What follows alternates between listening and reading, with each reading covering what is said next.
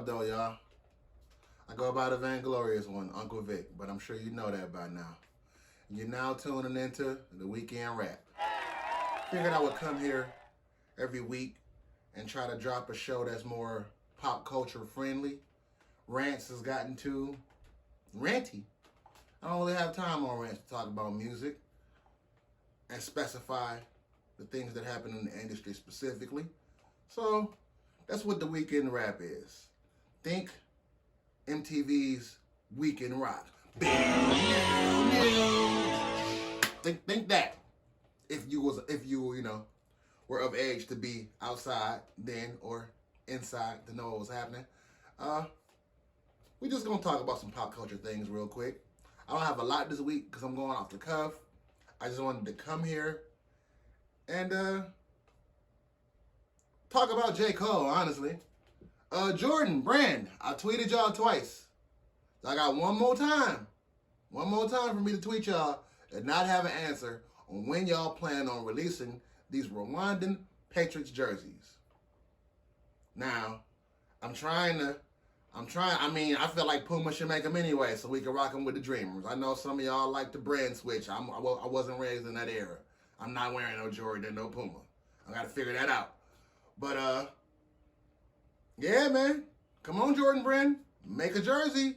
Give us a release date or something so I could get me a J. Cole jersey. Because if you don't, I'm going to go find the bootleg, man. I already tweeted y'all with the link and the screenshot. I didn't even advertise the company that's selling them, but I know who's selling them. So, Jordan, you got another week. I'm going to get a bootleg. Now, on to the album, man. The off-season. I'm sure everybody has done their rounds and started calling it trash or a classic because the album's been out for 1 week, and nowadays we can decide that in 1 week, 1 hour usually. We can decide if an album's classic or no. I don't know what it is. It's some of his best work. I will say that. Cole did his thing, man. He was very intentional. I'm not, and let's get this clear too. I'm not album review guy. This is not for me to come here and critique an album.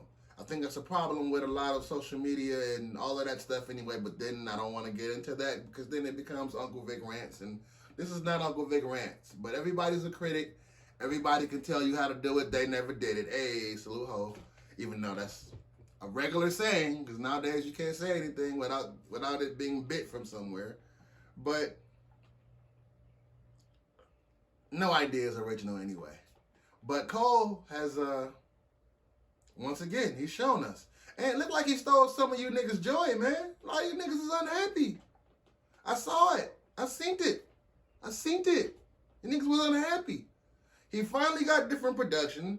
He got features. He had all the babies. He didn't have the baby, but he might as well have had the baby and Birdman. He had Lil Baby. He had Savage. He had, he only had one of the babies. I'm being hyperbolic for dramatic effect, in case y'all don't know, because we don't know how to read anything anymore. Don't know how to read a room. Like, look, I'm trying to turn this into Uncle Vic Rants right now, but people annoy my soul. But, yeah, man, he stole your niggas' joy. Look. And I don't even know why he stole your joy. Like, since when did Rapping Well steal joy? Nigga had a good album. He rapped well. He got good production. What else do y'all want? I saw niggas still mad. Listen, if you listen to a certain type of rapper, I understand it. That's what's missing. The soul is missing. Everybody has this J. Cole's boring narrative, and it's like, no, it's soulful. It's soulful. It's soulful music. And soulful music ain't always meant to be it's time for the percolator. It's time for the percolator. Yo, y'all want to just percolate to everything. Damn, slow down. Speaking of that, City Girls dropped one today. Percolator. I like that. I like the Planet Rock sample. I wish they would have really done the percolator sample though. But yeah, J. Cole stole you niggas' joy because he didn't do. I feel like the only rappers you listen to do this. He was if you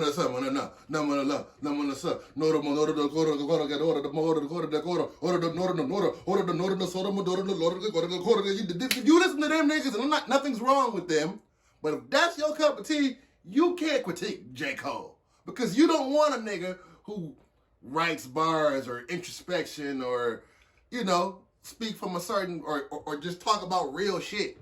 You want that's what you niggas want, and that's fine. I like all of that too. Like the Migos is coming, Culture 3 is coming, and I was having a conversation yesterday, and they were saying, do you think they will supersede their normal output? No shot at the Migos, but no, they won't. They will make an album. It's probably gonna have some crossover hits, and they'll probably rise in stock, but subject matter is gonna be, I fucked your bitch, we getting money, we fucking everybody, bitch, we driving the best cars, we own stuff. That's cool. It's braggadocious rap. That's what you're gonna get from them. I don't see much subject matter change. I don't see the style changing. I hear mama skirt. It's gonna be what Migos give you, and Migos do it well. I mean, they ushered in a whole generation of little Migos. So this ain't a shot at them. I'm just saying we know what we get from them usually, and that's what's gonna happen, and it's gonna be dope, and that's just gonna be that. But I don't think there's gonna be anything. I think they've hit a certain zenith in their trajectory as far as subject matter. Now, as far as status, they can keep going up. I mean, but I don't see the content being much different. But like I said, when I ain't saying just those guys didn't like J. Cole's music, I'm sure it was some guys who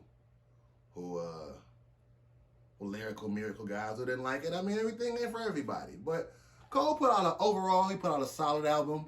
I'm not here to critique and say what I think it is. I was gonna do a rating system. I still might put it in there, but who am I to be rating people?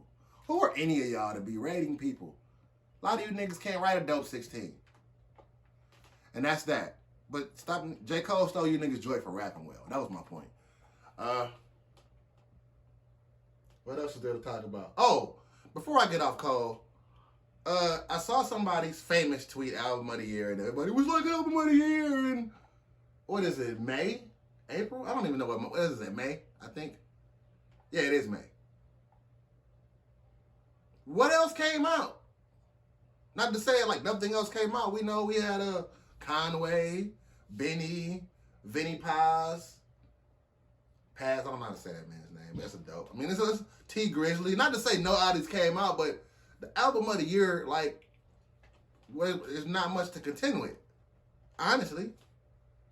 Let's talk album of the year in 4 or 5 more months, people. Because, you know, what are we talking about? Speaking of albums, Matt Homie dropped. I think he's a new Griselda. I know he's a new Griselda signee. Solid project from what I hear.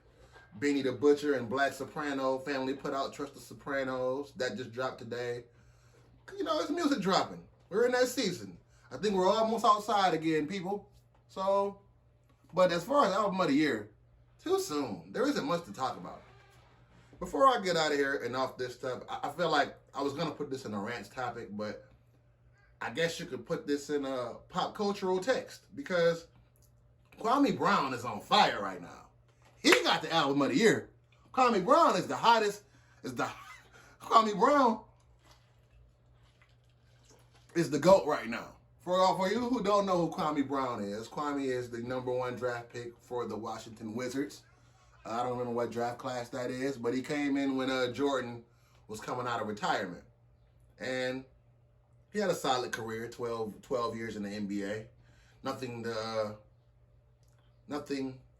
turn your nose down at it. And lately, he's been the subject of discussion this past week in pop culture because, boy, he is Tupac of social media right now. Pat, pat, pat, pat, pat. Or no, black. I love it. I am here for it, man.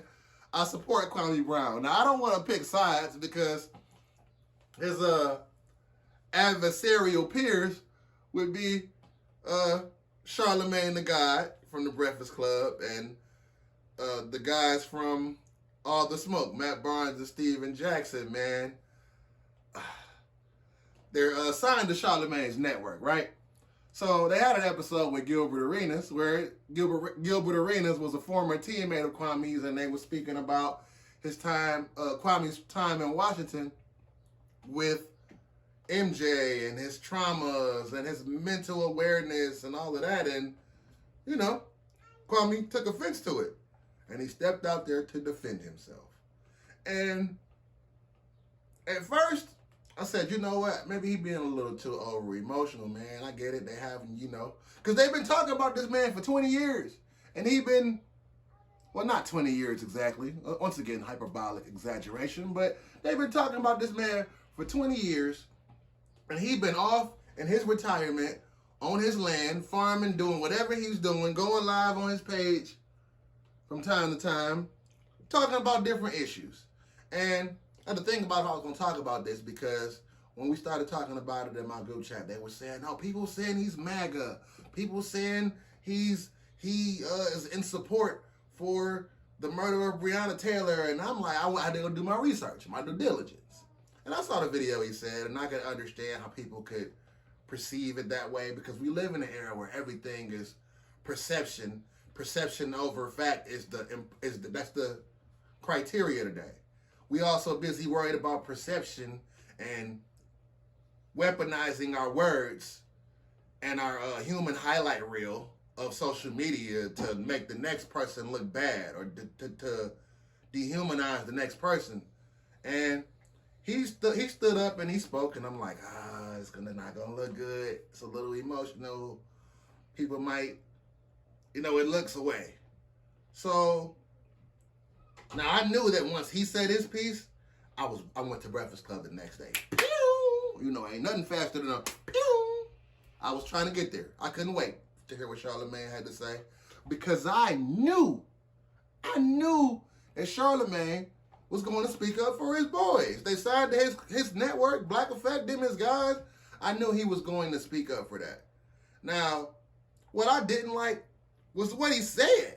He just started speaking about this man's family history. Oh, his dad's in prison for this. His brother's in prison for this. My family grew up with his family. I'm from where he's from. So, he tried to characterize that man based on something in his family history, as if you're not black in this country, or if you're not anybody in this country, you don't got some skeletons in your closet somewhere. That was lame. We as black men, we get up on these platforms, especially the ones of notoriety. When George Floyd died, or when Tamika Mallory decides to go out and speak and do her activist thing, we all come out and we speak up for the unity of black men. But the first thing we do when we get in this predicament is bash one another and try to make somebody look crazy. And I didn't respect that. That's the same thing they tried to do to DMX. They tried to do it to Cat Williams. They try it with Wale. They try it with so many of us. Anybody who's outspoken or passionate about what they say, and they don't want to run under the guise of walking to the beat of everybody else's drum, we automatically, we automatically exile them. We try to exile them in the court of public opinion. And Kwame Brown just ain't for it. He don't come from this era of playing all the time and trolling, and everybody got jokes. And I'm a jokey nigga. I love to joke. But everybody not. I remember when I first started, when the Facebook groups first started, and people were linking up and, meeting from different places. When niggas was talking crazy and wanted to fight and all of this, I was like, yo, I travel, what's up? But I still was coming from the perspective of being in Detroit, a place where when you say you are somebody, you got to be who you say you is, or the city will expose you very quickly. So when niggas used to be talking about we gonna do this, I didn't understand the Thumb Thug era. That was the infancy of the Thumb Thug era. I didn't understand that he needs to be saying stuff.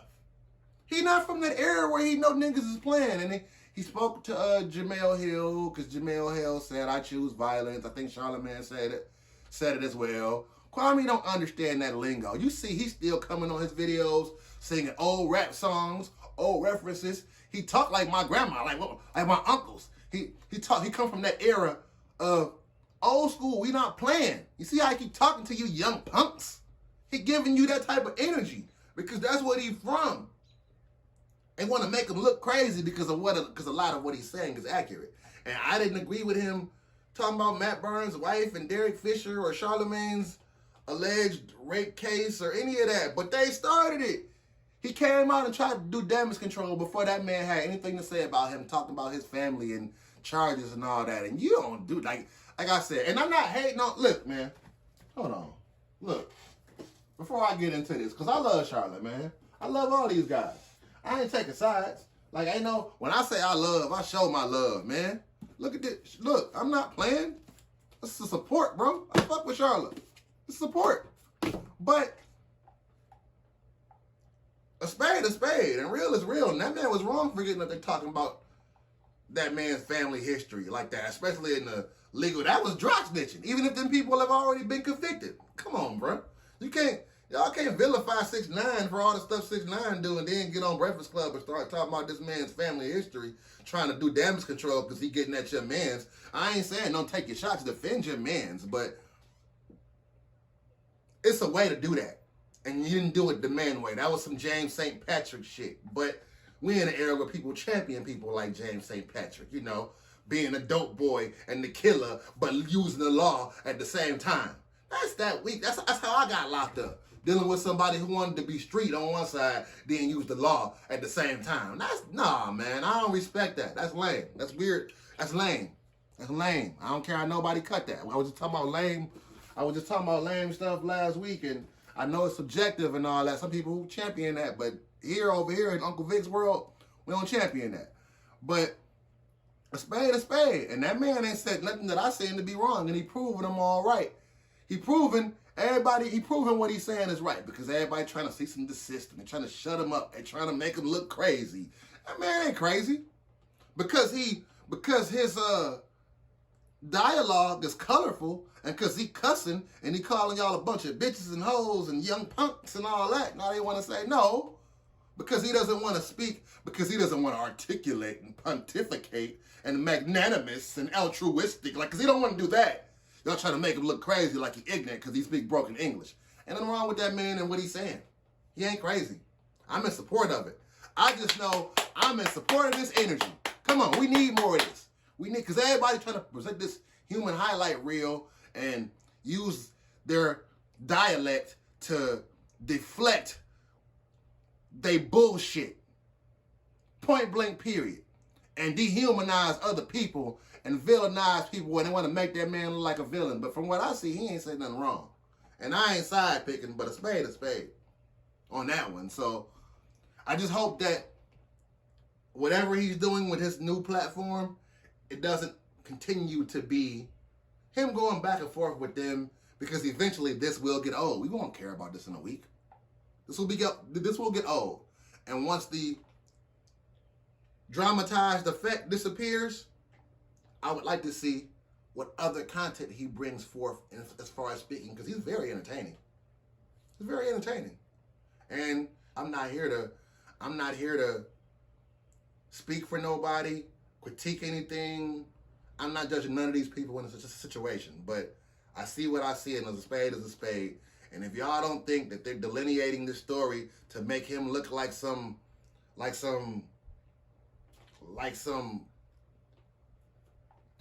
thug. Like, they trying to make him look like the quintessential thug, man. Or like the quintessential uneducated, I don't know anything, I didn't go to college, black man. That man made millions of dollars. He worked for himself. He owned his own land. And before y'all started talking about him, he wasn't saying a word. Leave people alone. Because everybody not playing like you playing. Anyway, that's my weekend rap. I didn't expect for it to get that long for me to throw a little rant in there, but I'm with it, man. I will curate this experience a little bit more. We'll have more musical things to talk about on it. Tell me what you think. Like, comment, subscribe, all that good stuff, man. Uncle Vic, out of here. Weekend rap. The self-sabotaging me, calling and burning and yearning, cause girl, you just leave me erased. Yeah, you never listen, yeah, you hard-headed. Yeah, you full of blessings, but you full of questions. 7 nights out the week, I'ma leave you guessing. I'ma do me till you get the message. Been single so long that the second nation wanna do the most, yeah, I see you later. Sometimes I feel like I ain't worthy of love. My ego and pride, yeah, fucks it up.